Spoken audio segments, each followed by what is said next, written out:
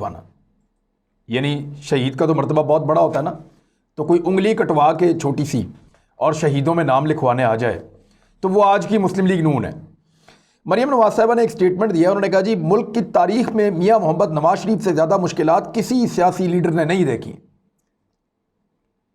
तो इसके ऊपर पाकिस्तान तहरीक इंसाफ ने कुछ नहीं कहा, इसके ऊपर और किसी ने भी कुछ नहीं कहा।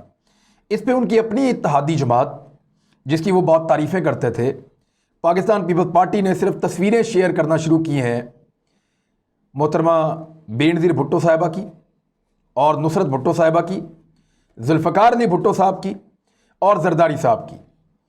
उन दिनों की तस्वीरें जब वो बहुत तकलीफ़ में थे, बहुत परेशानी में थे। तो नवाज शरीफ साहब तो उन परेशानियों को कहीं सोच भी नहीं सकते, सोचेंगे तो डिप्रेशन में चले जाएंगे। और मियां नवाज शरीफ साहब से ज़्यादा मुश्किलात तो किसी ने नहीं देखी। आपको याद होगा जब मुश्किल में फंसे तो 2001 में जद्दा चले गए थे, इनको अरबी निकाल कर ले गए थे, इनके पैसों और औलाद और रिश्तेदारों समेत जद्दा चले गए थे।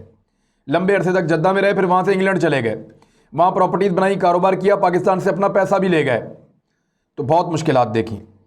और अब जब वो अदालत में सज़ा हुई उनको और वो कैद काट रहे थे करप्शन के इल्ज़ामात पे, तो वो लंदन चले गए हैं।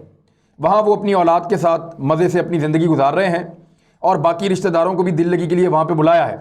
और कुछ पार्टी के बहुत करीबी लोग या दोस्त वो भी मियां नवाज शरीफ साहब के साथ लंदन में मौजूद हैं। तो बहुत सख्त मुश्किलात मियां नवाज शरीफ साहब देख रहे हैं।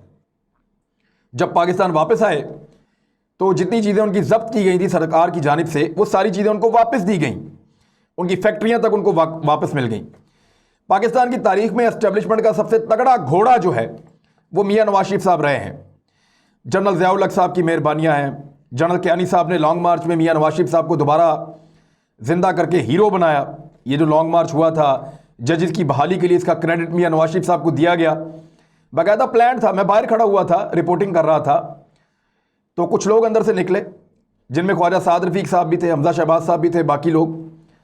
वो आए, उन्होंने पुलिस के साथ डिस्कशन की, उनको रास्ता बताया गया कि जनाब वो सामने वाला जो टेंट है उसको आप फाड़ेंगे और उसके आगे कोई कंटेनर या बैरियर नहीं है, वहाँ से हम आपको रास्ता देंगे और आपने निकल के फिर कलमा चौक की तरफ जाना है।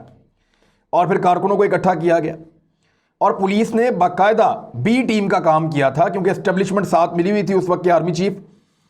तो मियां नवाज शरीफ साहब को हीरो बनाया गया जजेस की बहाली की तहरीक में। और हमारे आजकल एक मुअज़्ज़िज़ जज साहब हैं, उस दौर में वो हुआ करते थे तर्जुमान इफ्तिखार चौधरी साहब के। उन्होंने एक सहाफ़ी से बात करते हुए कहा था कि हम गुजरांवाला पहुंचेंगे और हमारा काम हो जाएगा। उनको पहले से पता था कि ये सारा जो है फिक्स मैच है और इसमें मियां नवाज शरीफ साहब को और वकला के कुछ लोगों को हीरो बनाना मकसूद है। अब वो पीपल्स पार्टी वाले तस्वीरें शेयर कर रहे हैं जुल्फ़िकार अली भुट्टो की, बेनज़ीर भुट्टो की। जनाब तकलीफ़ें किसको कहते हैं आपको तो पता भी नहीं है। बहरहाल नून लीग और पीपल्स पार्टी में लड़ाई हो गई है। इस लड़ाई की असल वजह क्या है? बड़ा सवाल तो ये है ना कि असल वजह क्या है इस लड़ाई की। लड़ाई तो हो गई, तो लड़ाई की असल वजह मैं आपको बताता हूं। ये जो नून लीग और पीपल्स पार्टी जो एक पेज पर थे वो तकसीम क्यों हुए? अब आप देखेंगे आने वाले वक्त में कि मौलाना फजलुर रहमान साहब मुस्लिम लीग नून के साथ चलते रहेंगे, पीपल्स पार्टी के साथ भी जाकर मिलते रहेंगे, लेकिन ज़्यादातर आप वो नून लीग के कैंप में आपको नज़र आएंगे और पीपल्स पार्टी जो बाकी जमातों के साथ दूसरी तरफ आपको नज़र आएगी। क्योंकि ANP, अख्तर बेंगल साहब, नेशनल पार्टी, ये वो जमातें हैं जो नून लीग से ज़्यादा पीपल्स पार्टी को काबिल भरोसा समझते हैं। वो इसलिए कि उनको पता है कि नून लीग को आज इशारा हो जाए किसी ताकत की जानिब से कि आपको इक़्तिदार में लेकर आ रहे हैं, तो वो सबको धोखा देकर चुप करके इक़्तिदार में आ जाएंगे।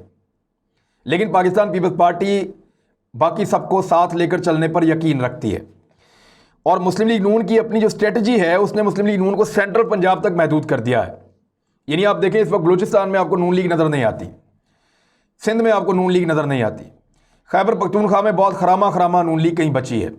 अगर खैबर पख्तूनख्वा की जमातों का आप मवाजना करें तो वहाँ पे PTI बड़ी जमात है, ANP एक बहुत बड़ी जमात है, फजलुर रहमान साहब की जमात बड़ी है, जमात इस्लामी जो है वो भी एक हैसियत वहाँ पे रखती है, लेकिन PMLN ने अपने आप को वहाँ पे श्रिंक किया है, कमज़ोर किया है।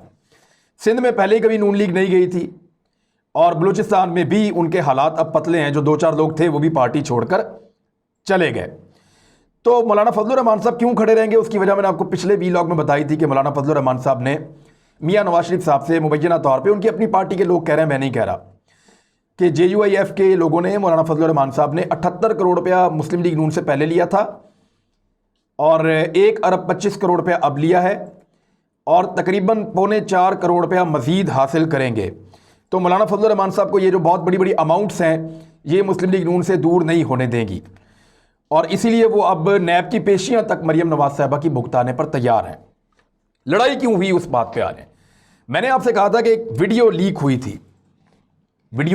हुई थी, जिसमें हमजा शहबाज, मरियम नवाज, इसहाक डार और नवाज शरीफ थे।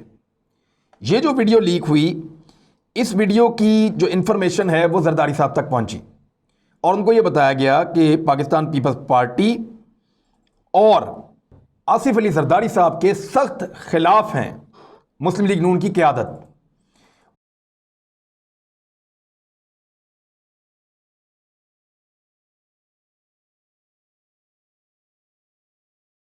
और उन्होंने ये तय कर लिया है कि पीपल्स पार्टी को पंजाब में कोई शेयर नहीं लेने देना।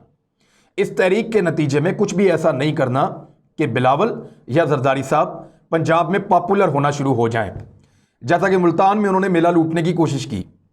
और यह तय किया गया कि यूसुफ रज़ा गिलानी साहब को चेयरमैन सेनेट नहीं बनाया जाएगा।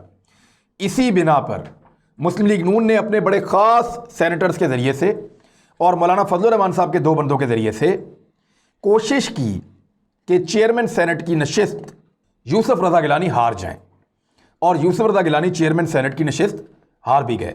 पीपल्स पार्टी को जब इसका पता चला तो जरदारी साहब को मौका मिला PDM के इजलास में और वहाँ उन्होंने धोकर रख दिया। उन्होंने मियां नवाज शरीफ साहब को कहा कि वापस आएँ और आकर तहरीक चलाएं। आप हमारे कंधे पर रख के बंदूक नहीं चला सकते, जेल जाना पड़ेगा, आप भी आइए और जेल का सामना कीजिए। जब जरदारी साहब ने आईना दिखाया तो मरियम नवाज साहबा को गुस्सा आ गया। उन्होंने कुछ स्टेटमेंट दिए हैं, वो स्टेटमेंट बड़े इंटरेस्टिंग है।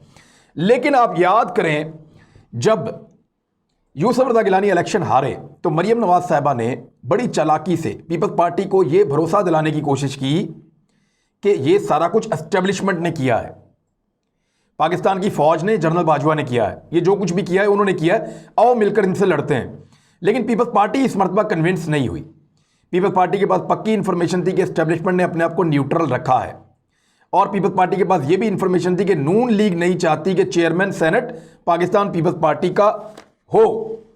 लिहाजा पीपल्स पार्टी के लोगों को भी किसी का फोन नहीं आया, किसी ने राब्ता नहीं किया, तो पीपल्स पार्टी के